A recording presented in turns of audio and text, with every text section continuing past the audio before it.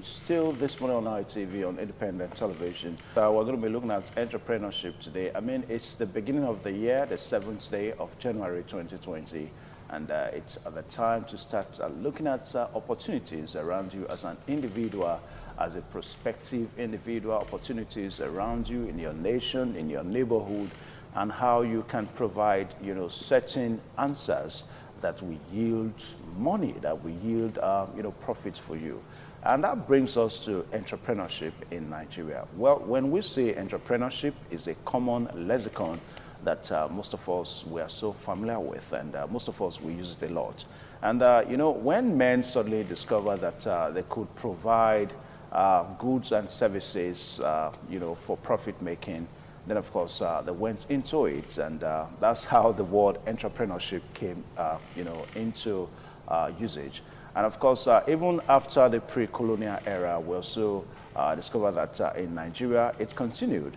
And of course, entrepreneurship in Nigeria, even after the pre-colonial era, has metamorphosed into various types of trade that we have in Nigeria today. And that's why you see some big private businesses, they are products of entrepreneurship. And of course, it started with a single simple idea that's metamorphosed into the provision of goods and services. And of course, it has been yielding profits. Well, in Nigeria, we understand that somehow there are problems that seems to be militating against entrepreneurship, against the progress of and the success of entrepreneurship in Nigeria. But we're going to be doing some great talks on that today so that we can see how we can really forge ahead in the business of entrepreneurship in Nigeria. And hence, I decided to title this discussion today, Entrepreneurship in Nigeria and National Development, the Nigerian Scenario. And with us this morning, we are so privileged to have Deacon Matthew Ehiobo.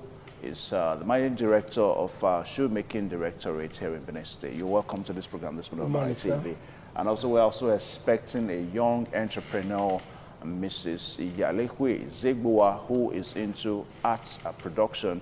And when she comes, she's going to also bear her minds on some of the questions, some of the issues that we're going to be looking at today on the program. Well, Deacon, you're welcome to the program one more time. Chief. Good morning, Nigeria. Yeah, so Happy New Year to you. Same to you. Yeah. Now, it's the beginning of the year, and lots of people really undecided yet, getting to what to do in life, how to take decisions that will metamorphose them into making money for themselves. And, it's something that perhaps a lot of people really don't know, that they have the answers to questions that people are asking. And this has also yielded, money for some people. I mean, the business of providing answers for questions is a big business. Yes. And it gives you, money. Yes. Now, what is your general appraisal of entrepreneurship in the country? Entrepreneurship, I would define entrepreneurship as an act of taking risk by putting a couple of resources together to make an impact, to create value, to make an impact. I want you to underline that word, impact, because there are a lot of values that are not of positive impact in the society. Like maybe somebody going for armed robbery, it's risk-taking. It's putting resources together, like we heard the other time, how a banker collaborated with some other people to rob a bank. That's risk-taking, the act of meeting people, bringing resources, getting driver and all that. Those are resources.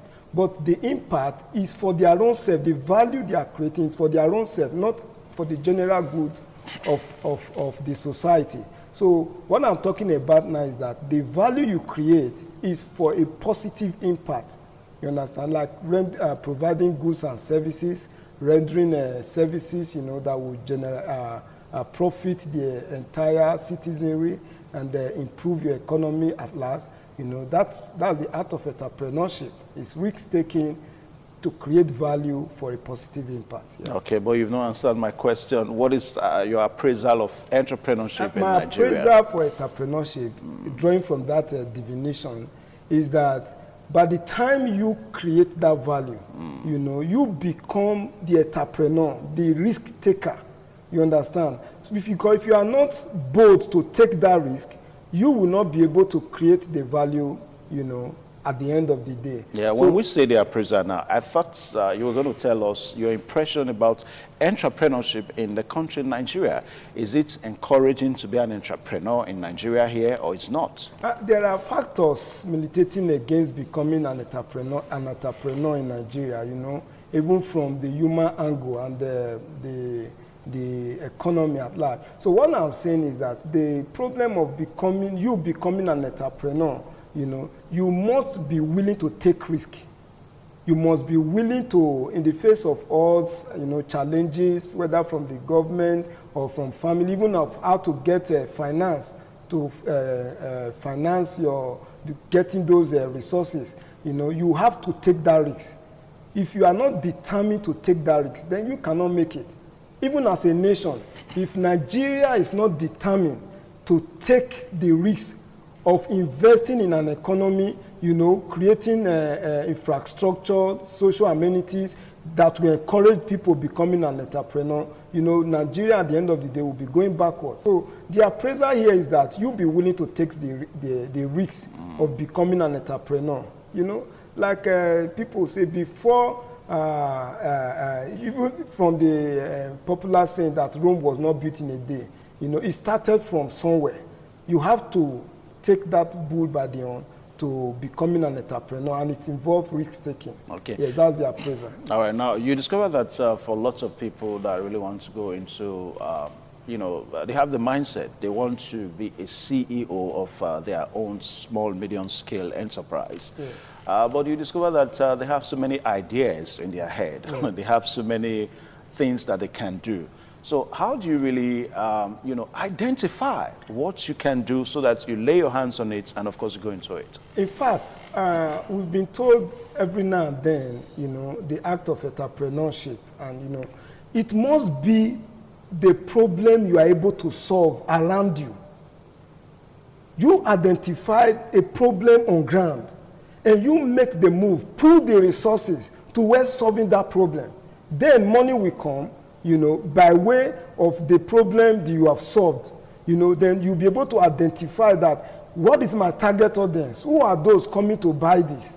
Like now you are discovering, you want to make research on how mosquito fly. What problem is that one going to solve?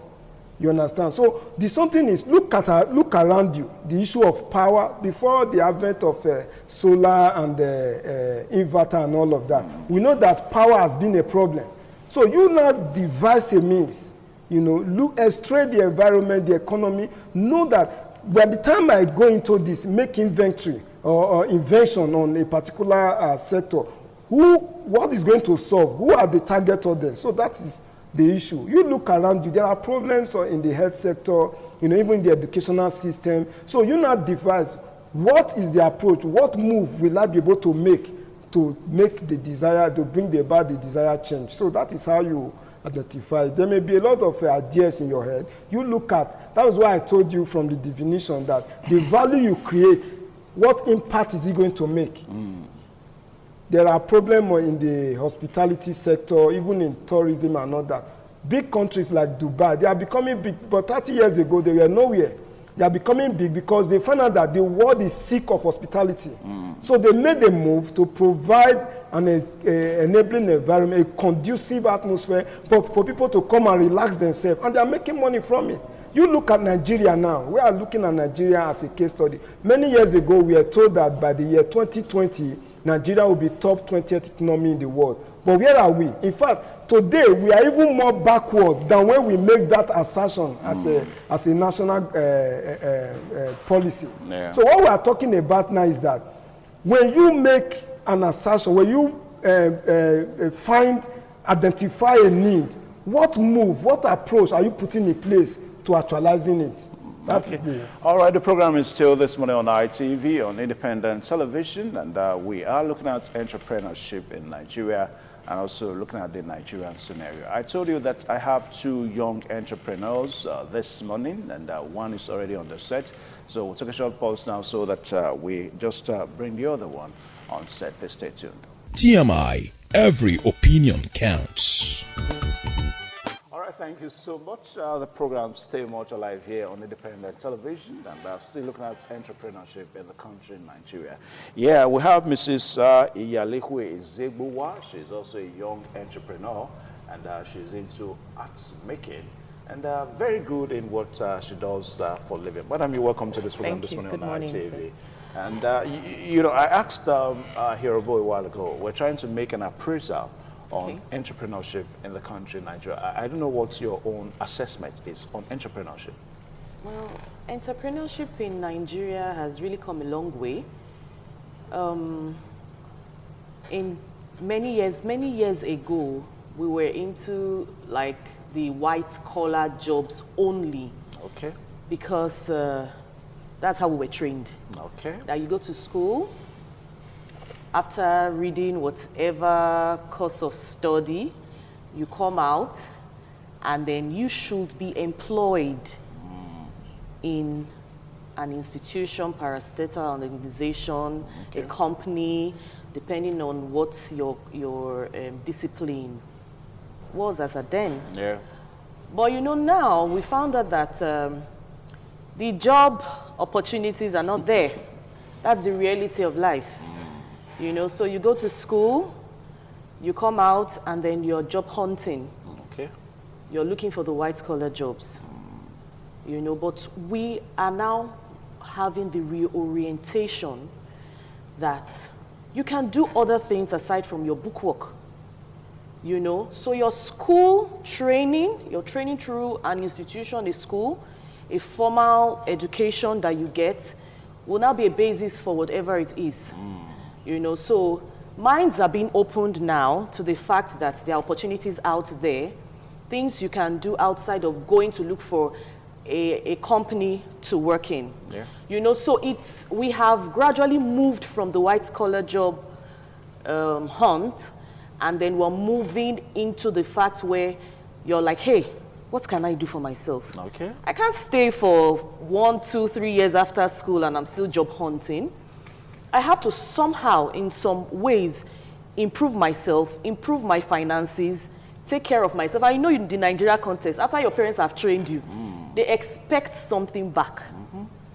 You know, so people are going into, they have gone back to the drawing board, they are sitting down, they are thinking, what can we do? Okay. It's wonderful, but it's unfortunate that the environment you are in doesn't really encourage entrepreneurship as much as it should. Okay. We are trying. I would say we are trying.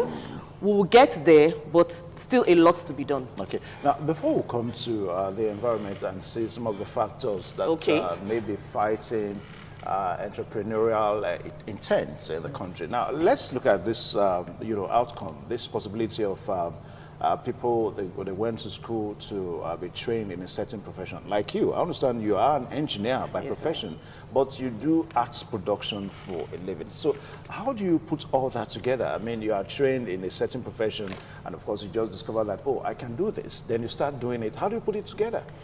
Well, point of correction, not just art. We do metal fabrication.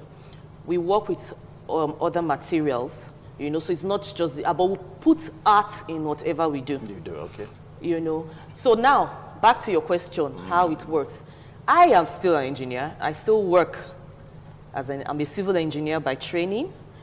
I have a master's in water and environmental health engineering. Okay. I still love to be an engineer, but I've realized that I love to do some other things.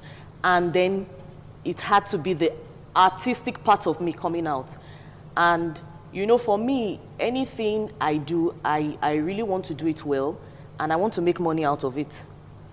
So why sit down if I am from a home of plenty artists, and I have that artistic mind, and I could venture into some other businesses that would bring more funds, employ people, then it's something to venture in. And so that was why I had to, you know, go into it. Initially, it was really not easy, because starting up is pretty intense, and you know, it can be discouraging at some point.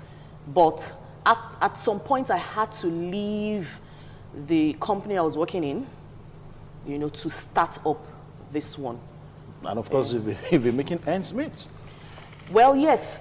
Now, I am not where I should be because I like to give myself very high targets. Okay. I'm not there yet. Okay. I'm not there yet. Now, Matthew Ahirabo, you are into shoemaking, and let's look at, you know, you find that looking at the Nigerian scenario, people would say that, oh, I have this idea, I really want to do something, but finances are the problem. I don't know how to go about it. How do I go about it? Most especially where we have situation that banks, their loans, their interest rates are really not encouraging.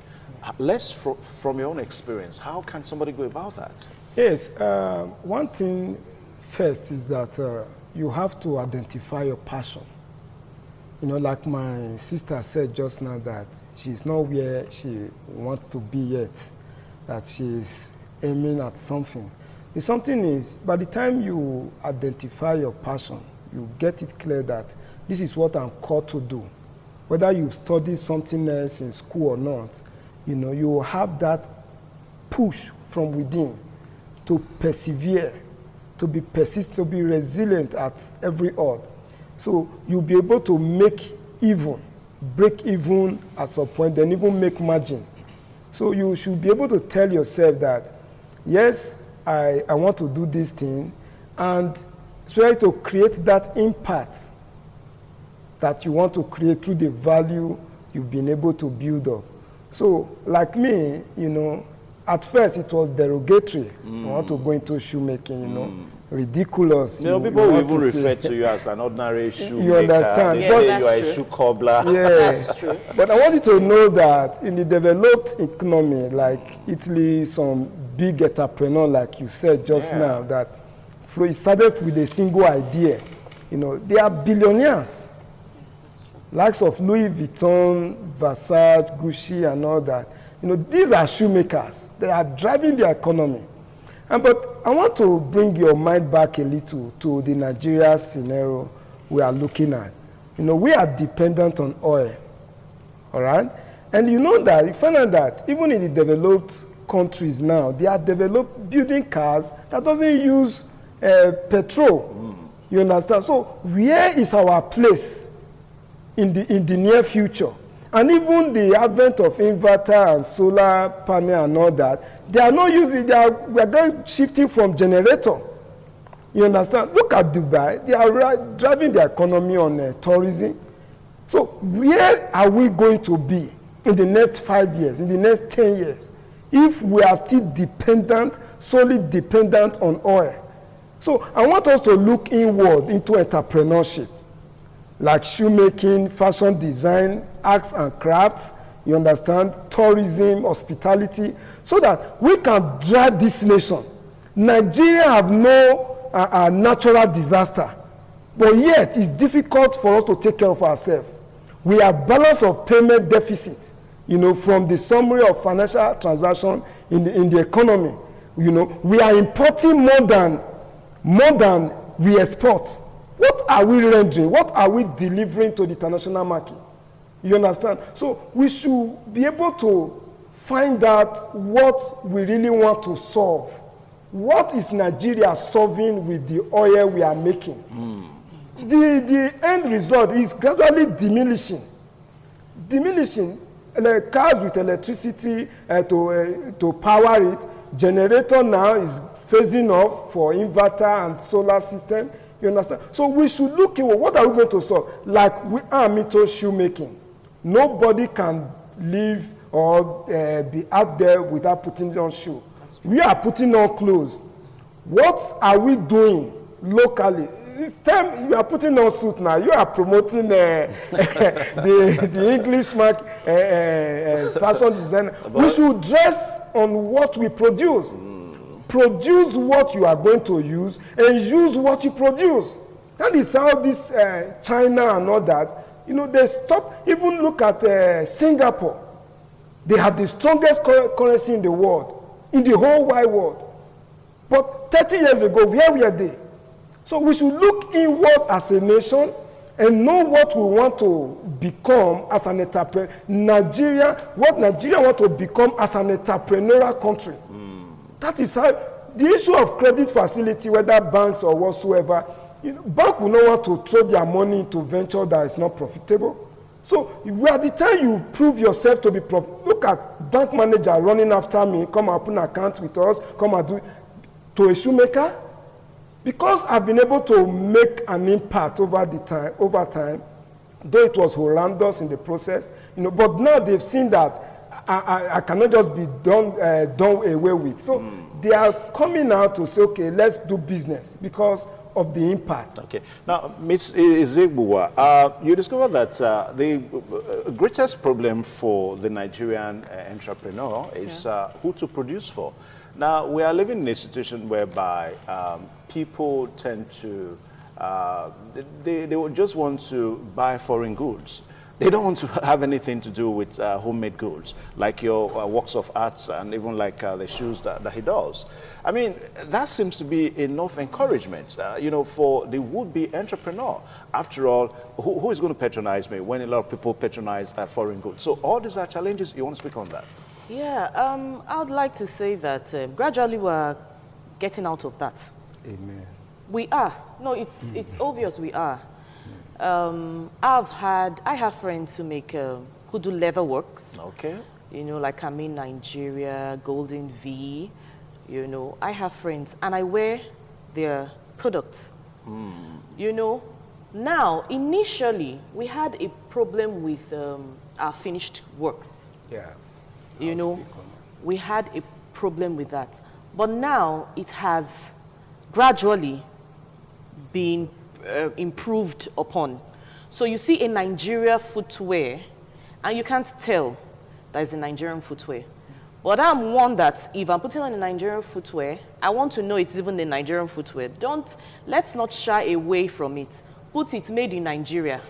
I have a friend who I love, Kamin, she puts Kamin Nigeria. And these people, leatherworks people, I realize that industry has greatly improved. So I don't think it's that bad that we don't want to use our goods. I just think for us, we have to think outside the box and then present our goods properly. Okay, so our finishing seems to be finishing and then an issue. Yes, that's one. And then we come to technology. Okay. Like I talk about your own footwear industry, you guys, to a large extent, you have got it. And you have hand tools that you can use to even do finished works.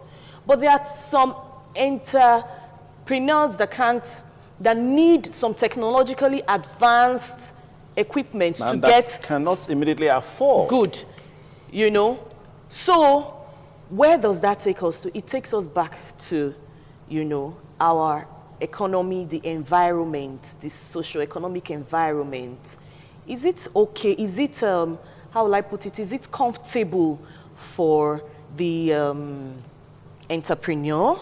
Here in Nigeria? Here in Nigeria. Yeah. You said something. Banks are coming to you now because you have made it. Now, probably, I don't know your story, but probably you had some form of assistance when you were starting. I'm just saying probably.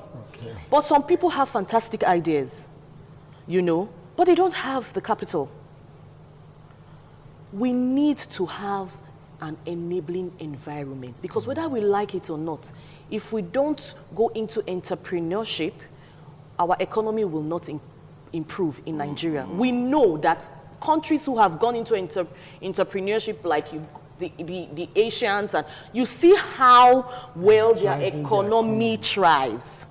A lot of governors have picked it up. Like, I would want to applaud the present governor because I know that he has that at the back of his mind. If people go more into entrepreneurship, make use of their entrepreneurial skills, more people will be employed, more people will leave the streets. It will be a safer environment, more like for everyone to live in, And so you see him going into agriculture, because you see that agriculture is a great platform. It has a lot of, you can get many entrepreneurship from agriculture, from the byproducts, from the products themselves. No, you see, the government is now going back into agriculture and other things. But if you say that, there seems to also be, some talks against that. Some will say that politicians and perhaps those in government, there's this tendency to want to use it to patronize party faithfuls, those that are party men. These are some of the allegations and all that. Now, what that leaves us to is that those that really have the ideas, they are never reached. Nobody go to them, nobody touches them, nobody asks them, look, I know you have this idea in you. How can I help you, Mrs. Ebua? You see, that's why I said, number one, when you don't have capital, you can't do anything. That's what we're saying. Those who have the ideas, they are not into some form of politics, some form of government. It is the challenge we have now. Yeah. So how do we deal with that? We have to keep talking. The government has to give us that listening ear. Because some people who are startups, they have the capital to start. They have people who fund them. I could have a brother and I go to him and I tell him, put on my paper, a fantastic idea, tell him how I am going to get to that point where the market is so big and I'll be making money, and he buys the idea. Yeah. And then because he has money, he's like, oh, wow, this is great. I'm ready to invest. He can't even say, okay, can we partner? But there are a lot of people who don't have, because they're just coming out from school. They have even tried to even train themselves through school, So the government has to provide that enabling environment. And they have to go into partnership too with financial institutions. No financial institution wants to invest in somebody who is just coming out and they're not even sure the person will do well. But I feel if the government comes in, it can be better. Just give some. We have been having some forms of government intervention programs, empowerment programs, but you find out that it's the people who know the who's and that will still get it. That's the question I'm asking. So what I'm saying is that the government, if truly we want to have a better economy, let's not kid ourselves. Let's not put up the facade that we're doing things, because reality will not come up to say, yes, we do not have that great economy. But we all know that with entrepreneurship, it can be better. So let's wake up. It's a wake-up call. Let's just wake up.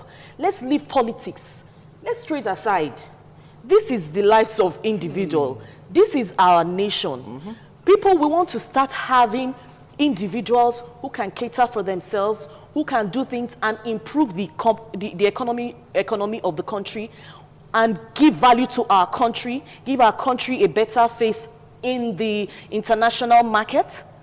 Let's sit up and take it up as a challenge to say, yes, this is the time. Let us lay aside politics. Party differences, and let us say, yes, what can we do for our people? Okay. Now, so let me just quickly push this question to her one more time. Like what you are doing, you are into arts production and all that. Now, for a country like Nigeria, is that the right kind of profession, discipline, or entrepreneurial skill to go into, considering the fact that some may want to say that there are some things that people need more than others? I mean, hardly you find people that really want to patronize the work of arts. Is that not a fact? Yes, true. So how do you break even? True. But my brother said something about passion. Yeah. You will not know, but people come from outside of the country for our art because of the uniqueness of our art. What you do. And somehow, I don't know if our government or, really understand that people come from around the world because of our art. We are very unique people. We are very unique people. And that is with great diversity of cultures. Yeah. And you see it in our art. And people come from around the world. Fine, you say, how do we break even? An art lover will always be an art lover. they always come. They will come for your work.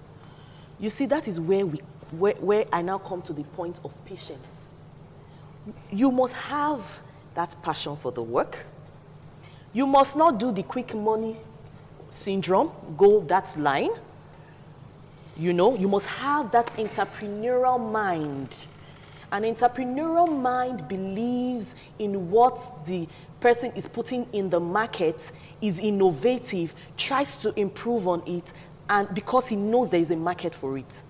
The market might not be in a certain region, but thanks for the social media.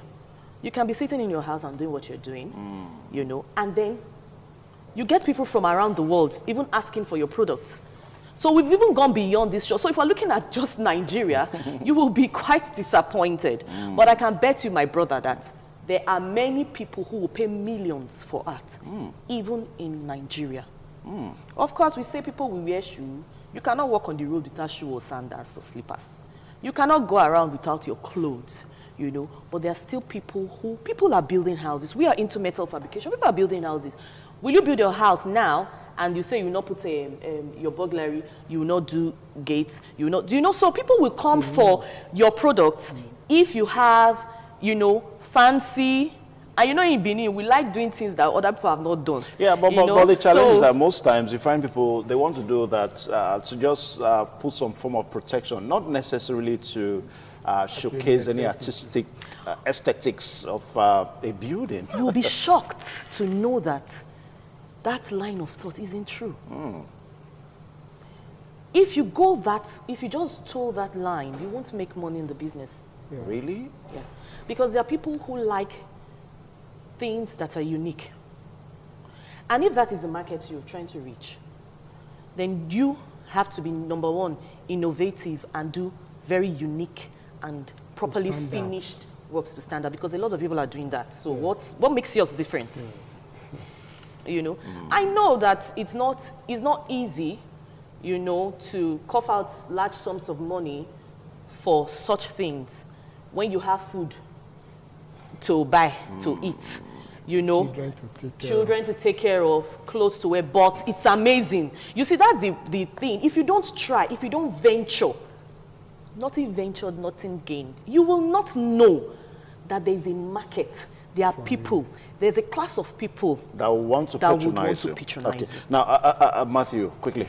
Yeah, I want to quickly add to what my sister is saying, you know, talking about when she said she don't know about my story and all that. By the grace of God, over 25 years in the leather industry. Yeah. And it wasn't easy. If I have gotten that assistant like she was trying to talk about, you know, by now, it would have been getting foreign earnings, not just to me alone, to the national economy. So that even come quicker than you understand. That is the patience that now coming. That if you have passion for what you do, you'll be patient. Even when nothing is coming, you will endure the hardness. Bible says, "Seest thou a man diligent in his duties?" You understand. It may take a while, and as a nation, you know, if government look inward to provide social amenities, solve power problem. In fact, what we will use 50 years to do, in 2 years, we will get there as a nation. Yes. So that is why I will support what she said. If, like the government is trying to look at vocational skill, technical education, you know, if we synergize, pool resources towards that line, you understand? You know, government have no business subsidizing certain commodities, pay subsidy on this, pay so. Create the enabling environment and see that the nation will thrive, you know, with run in speed, you know, in development. Our foreign reserve is dropping by the day if we won't have any, you understand? Because these are the indices, the parameter on which you measure economic growth and development. You understand? Look at Ghana, look at Namibia, Rwanda. These are African countries. They are getting it right by the day, you know, creating an enabling environment in the education system and all that. You know, at the end of the day, a graduate shouldn't come out to say, I'm looking for a job. What did you do with the learning you went through? The 4 years, maybe 5 years, as the course may be. When you come out, you create a job. So what we are looking at is that it may not be so quick because there is no assistance from one big brother or maybe government agency. but with the passion you have. And with determination. With determination. Yeah. You know, I told you, it's ridiculous when you say shoemaker, like 20 years ago. But today, I have master degree holder, PhD degree holder, coming for entrepreneurship. Especially now that it has been accredited by NAPTEP to run a full-fledged entrepreneurship program. So what we are saying is that let us push shame aside. Even if it's going to be akara frying, they put a bean cake, you know, whatsoever it is, let Nigeria look inward.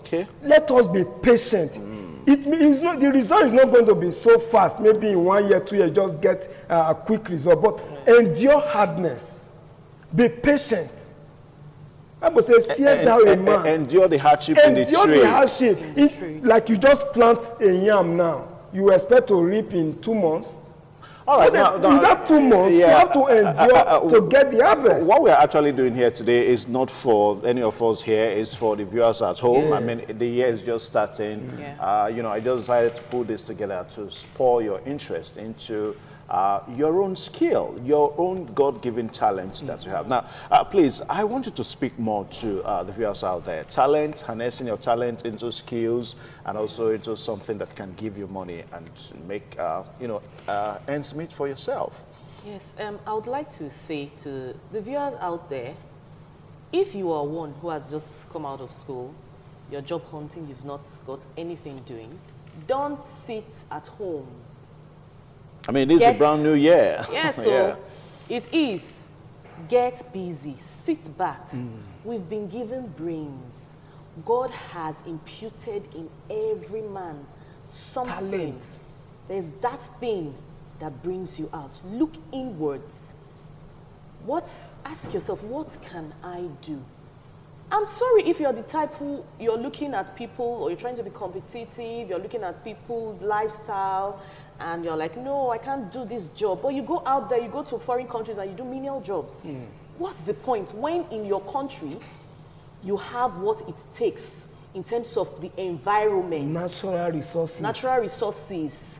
Even the policies here, you know, you just have that environment where a small business can thrive if only you give it a chance, you know. So I want you to just go back, sit back. Even if it is akara frying you want to be doing, why will you sit at home and then not make money? If you can fry akara, you can do tasty chips. You can cook. You can sew.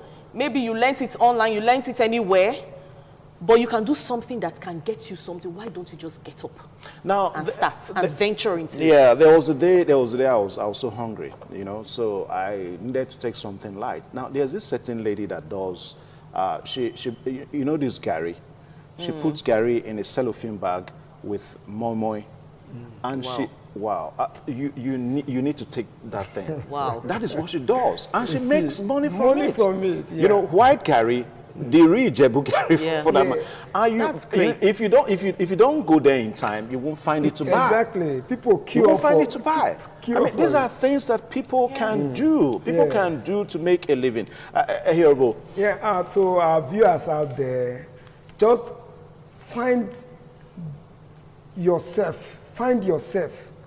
You may be looking at the mirror, see the way, the shape, the likeness God has given you, but you find yourself in yourself. That is by way of, what am I called to do? What change have I been given to bring to bear? So what we are saying is that you've gone to school. If at all you've not even been given the grace or the privilege to go to school, you know, God has given you the gift. Even before going to school, there is the gift in you. Harness it to solve problem around. I don't want to say maybe akara frying or gari and momo like my brother said. You know, look around you. What is the problem around you? Yeah. That you have that passion, the grace, the zeal to solve. You know, when you identify that and you are patient with it, banks will come looking for you. People will come looking for you and all of that. And before you know it, you discover yourself. I remember in our elementary economics in school when we were taught entrepreneurship as you know, a topic. and you know, factors, entrepreneurship as it relates to production, factors of production, entrepreneurship, Exactly. land, capital, and all that. You know, entrepreneurship happens to be the brain, the idea that you need. Now, in other words, you know, ideas are so fantastic, but a lot of people do not know that they have ideas in them. And it's so, so very, very disturbing to know that within a year, a lot of ideas just waste in people. Now, like what I do, most times when I wake up in the morning, good ideas that come to me, my first few hours of the morning, I just write them down. And of course, when I do something with them, you know, I get results. You know, so it's the beginning of the year, so let us begin to think about ideas, and you see how they will metamorphose into the production of goods and services that we give you something in like. A very big thank you. You wanted to say something more? What I want to quickly add to it is that our education system, let us not just make entrepreneurship course theoretical. Let's bring practical approach to it. In fact, even while in school, you'll be able to do something that this is my product. That will give you the impetus, the propelling, you know, for you after graduating, you start off. You know, Uniben started well from 2002, 2003 to bring about the course of entrepreneurship before NUC in 2006 made it compulsory. So beyond the theory which we've been told all these years, let us bring practical approach. That's why I want to give it to the rector of Edo State Polytechnic, you know, for bringing practical approach to education system. All right, thank you so much, Lady Mrs. Izegbuwa Iyalekwe. She's an engineer by profession, and of course, she's into the production of artworks, meta artworks, and whatever artworks you may want to call it. That's what she does. She's not a weather, but she's into meta artwork. Okay, and of course, the Kimatsu Hiribo is into shoemaking in Benin City here, and you know, he's really trying. Thank you so much for coming on the program today. Thank you so much. Thank you so much. All right, so we'll take a short pause now so that all the segments will come your way. Please stay tuned.